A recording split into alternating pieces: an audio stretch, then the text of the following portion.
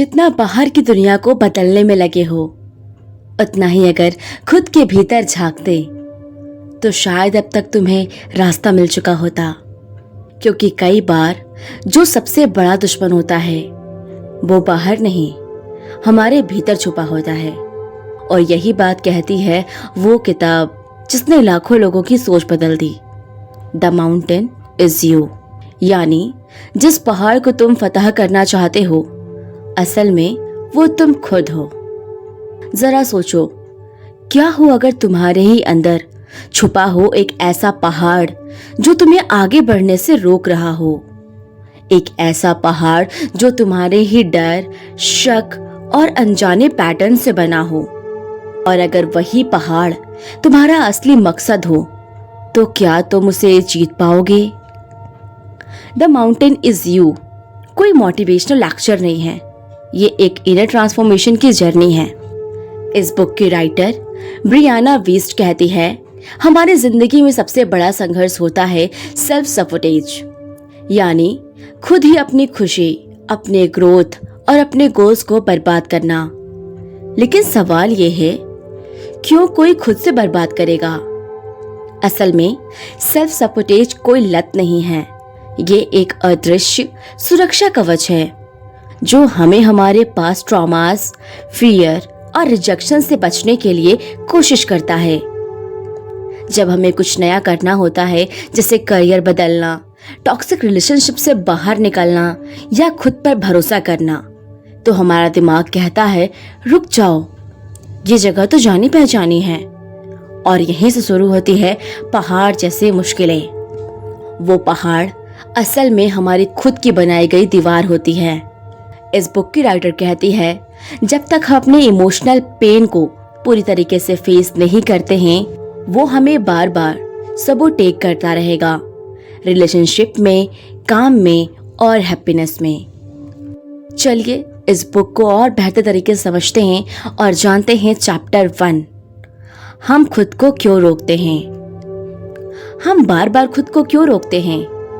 क्यों हम बार बार वही गलतियां दोहराते हैं? क्यों हमें मालूम होते हुए भी हम वही रास्ता चुनते हैं जो हमें नुकसान पहुंचाता है? ब्रियाना कहती है, सेल्फ सपोर्टेज असल में हमारे दिमाग का डिफेंस मैकेनिज्म है। ये तब होता है जब हम बदलना तो चाहते हैं, पर हमारे भीतर पुराने जख्म, कंडीशनिंग और डर उस बदलाव से डरते हैं। हमारी आदतें, चाहे वो अच्छी हो या बुरी, हमें सुरक्षित लगती हैं क्योंकि वो जानी पहचानी होती है। नया रास्ता डरावना होता है, इसलिए हम खुद को अनकॉन्शियसली सबोकेट करते हैं। अब जानेंगे चैप्टर 2, शैडो वर्क्स, अपने अंदर के अंधेरे को स्वीकारना। हर इंसान के भीतर एक शैडो सेल्फ होता है। वो हिस्सा होता है जिसे हम दुनिया से छुपाते हैं। हमारी इनसिक्योरिटी, गिल्ट, जेलसी, ट्रॉमा सब इन्हीं शैडो के पीछे छुपे होते हैं। जब तक हम अपने शैडो सेल्फ को पहचानते नहीं हैं, हम खुद को पूरी तरीके से नहीं जान सकते हैं। ब्रियाना कहती है, ट्रांसफॉर्मेशन वहीं से शुरू होती है जहां हम अपने अंदर के डर को देखने की हिम्मत करते हैं, क्योंकि हीलिंग तब होती है जब दर्द को दबाने के बजाय उसे समझा जाए। Chapter 3, building emotional intelligence. कई लोग भावनाओं से डरते हैं। गुस्सा आया तो छुपा लिया, रोना आया तो रोक लिया। पर भावना भगाने की चीज नहीं होती है, वो समझने की चीज होती है। इमोशंस हमारे भीतर की मैसेजिंग सिस्टम है। हर भावना कुछ कह रही होती है, जैसे ईर्ष्या बता रही होती है कि तुम क्या चाहते हो, गुस्सा बता रही होती है कि तुम सीमा के पार जा रहे हो। ब्रियाना सिखाती हैं कि इमोशनल इंटेलिजेंस वही है जब अपनी भावनाओं को ऑब्जर्व करते हैं, सप्रेस नहीं। इसी के साथ एक कदम और बढ़ाते हैं और जानते हैं चैप्टर 4, आइडेंटिटी शिफ्ट। बहुत से लोग कहते हैं मैं तो ऐसा ही हूं, लेकिन यही लाइन हमें ग्रोथ से रोकती है, क्योंकि अगर हम खुद को परमानेंट आइडेंटिटी में बांध लें तो बदलाव कैसे होगा? इसलिए ब्रियाना कहती हैं, हमें खुद से ये सवाल पूछना चाहिए, क्या मैं वो बन रहा हूं जो मैं बनना चाहता हूं, या मैं वही बन के रह गया हूं जो मुझे सिखाया गया था? आइडेंटिटी कोई पत्थर की लकीर नहीं है, वो एक इवॉल्विंग प्रोसेस है जिसे हम हर दिन शेप कर सकते हैं। अब जानेंगे चैप्टर 5, ब्रेकिंग पैटर्न्स। क्या कभी आपने सोचा है आपके जीवन में कुछ पैटर्न्स बार बार क्यों दोहराए जाते हैं, जैसे toxic relationships, unproductive habits, fear या फेलियर? ब्रियाना कहती हैं, जब तक हम अपने कोर वुंड को नहीं पहचानते वो बार बार सरफेस पे आता है, जैसे कोई लेसन जो बार बार तब तक दोहराया जाए जब तक हम उसे समझ ना लें।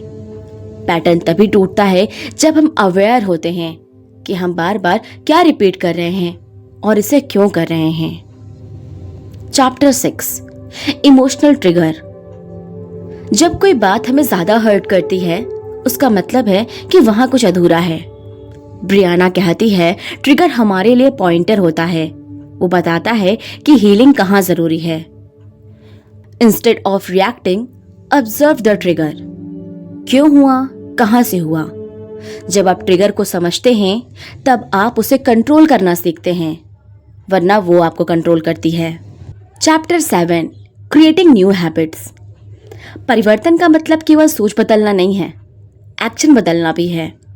ब्रियाना कहती हैं, छोटे छोटे चॉइसेस से ही बड़ी आइडेंटिटी बनती है। अगर हर दिन आप सिर्फ 1% बेहतर काम करें तो 1 साल में आप पूरी तरीके से बदल सकते हैं। Focus on process, not perfection. छोटे और लगातार किए गए एक्शंस नई आदतों को जन्म देते हैं। अब जानेंगे last chapter 8, becoming the mountain. आखिर में किताब कहती है, तुम्हारा डर, ट्रॉमा, पुरानी कहानी वो सब पहाड़ है और तुम ही वो इंसान हो जो इस पहाड़ को पार कर सकते हो, क्योंकि तुम ही ये पहाड़ हो। जब तुम खुद को समझाते हो, जब तुम अपने शैडो से दोस्ती करते हो, जब तुम दर्द को विजडम में बदलते हो, तब तुम पहाड़ नहीं रहते, तब तुम पहाड़ बन जाते हो। अब है इस वीडियो का अंतिम विचार। जो सबसे मुश्किल लगे वही सबसे ज़रूरी है। द माउंटेन इज़ यू एक जेंटल बट पावरफुल रिमाइंडर है। तुम्हें कहीं बाहर नहीं जाना है, तुम्हें किसी और को नहीं बदलना है, तुम्हें खुद के अंदर उतरना है। और जब तुम खुद से नज़रें मिलाकर कह पाओ, मैं तैयार हूँ खुद को बदलने के लिए, तभी से ट्रांसफॉर्मेशन शुरू होती है। तो अब आपकी बारी है। आप बताइए ये बुक समरी आपको कैसी लगी। ये चीज़ें आप हमें कमेंट सेक्शन में लिख करके बताइए। अगर वीडियो पसंद आई हो तो वीडियो को लाइक करें और हमारे चैनल को सब्सक्राइब करें, क्योंकि ऐसे ही बहुत सारे बुक समरीज हम आपके लिए लाते रहेंगे। तब तक के लिए नमस्कार।